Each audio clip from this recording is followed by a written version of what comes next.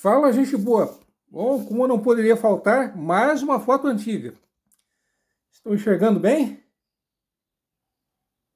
Não sei se está sendo possível ter uma boa visão dela. Bom, essa foto que eu acabei de exibir, de mostrar, é de uma enchente na rua Jerônimo Coelho em 1948, entre aspas, em uma das, entre aspas, rodoviárias de Joinville. Então eu vou mostrar ela de novo, tá? Opa, aqui ó. Bom,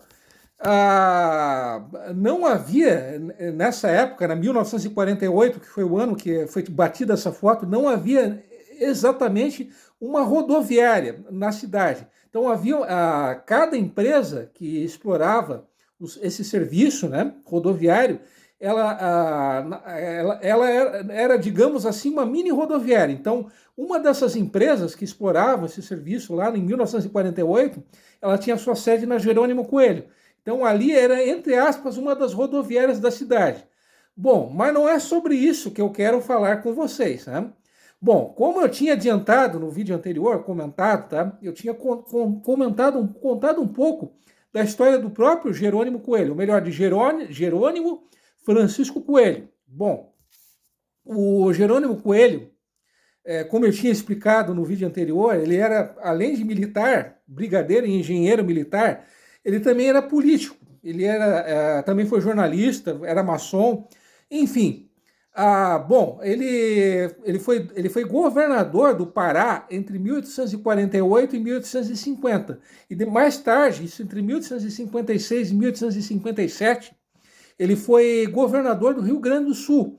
Inclusive, em qualquer livro de história do Brasil que se preze, vocês irão encontrar que lá entre 1835 e 1845 houve uma guerra, a chamada revolta ou guerra dos farrapos no Rio Grande do Sul contra o governo central, que cobrava muitos impostos deles e tudo mais, tal.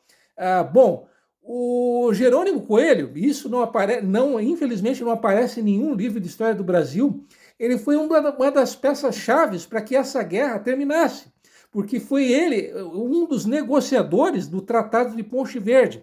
Para quem não sabe, esse Tratado de Ponche Verde, que foi assinado em 1º de março de 1845, foi o tratado que encerrou oficialmente essa guerra. E um dos articuladores, como eu acabei de dizer, um dos principais cabeças, um dos articuladores desse tratado foi justamente o Jerônimo Coelho. Bom, um outro fato curioso é que no período que o Jerônimo Coelho foi governador do Pará, houve uma tentativa de invasão francesa do que hoje é a região, o estado do Amapá, que na época fazia parte do Pará. E ele não, ao invés de ter declarado guerra à França, o Jerônimo Coelho ele acabou negociando, fazendo uma negociação com o governador da Guiana Francesa, que é aquele território, se vocês pegarem o mapa da América do Sul, é aquele territóriozinho que fica ao norte do Brasil, né?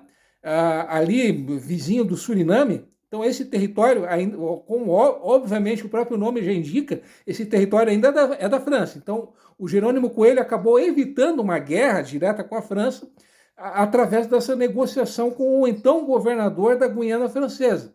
Aliás, essa era uma das características do Jerônimo Coelho. Ele era um político muito habilidoso, um grande negociador, um grande orador. Inclusive, era muito comum antigamente aqueles discursos empolados, difíceis, né? E o Jerônimo Coelho, essa era uma das características do Jerônimo Coelho. Além de ser um grande orador, o discurso dele, a fala dele, não era uma fala difícil, ele era muito simples, direto e lógico, racional. Então isso era uma das marcas do Jerônimo Coelho, ele era muito pragmático, né? Muito racional. E ele era além de ser extremamente uma pessoa, um homem extremamente honesto, reto e honesto, uma das características do Jerônimo Coelho era a austeridade, tanto como gestor público, como homem público, como na vida pessoal. Então ele acabou falecendo, como eu tinha dito no vídeo anterior, com 53 anos de idade, com posses relativamente modestas. Então ele era uma figura pública exemplar. E ele teve 3 filhos, né, 2 homens e uma mulher que acabou falecendo, uma menina que acabou falecendo ainda bebê, infelizmente, né?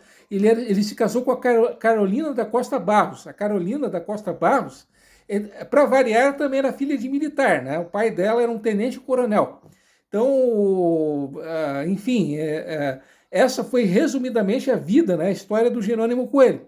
Mas, afinal de contas, o que ele tem a ver com Joinville? O que ele fez de tão extraordinário? Vocês estão perguntando, né? Mas, afinal, essa pergunta que o planeta, o mundo inteiro está perguntando, mas, afinal de contas, por que ele batiza uma rua no centro de Joinville? O que esse homem fez de tão extraordinário? Bom, não seria desnecessário dizer que o príncipe e a princesa Dona Francisca, o príncipe de Joinville e a princesa Dona Francisca, eles ganharam um dote de terras de casamento, né? As 25 léguas, as tão famosas e célebres 25 léguas quadradas de terra. Bom, obviamente, toda essa quantidade de terras teria que ser medida e demarcada. E adivinha quem foi escolhido? Sim, Jerônimo Francisco Coelho, um decreto de 22 de setembro de 1845. Né? Bom, obviamente, essa história não termina aqui, eu tenho mais a contar no próximo vídeo. Então, aguardem.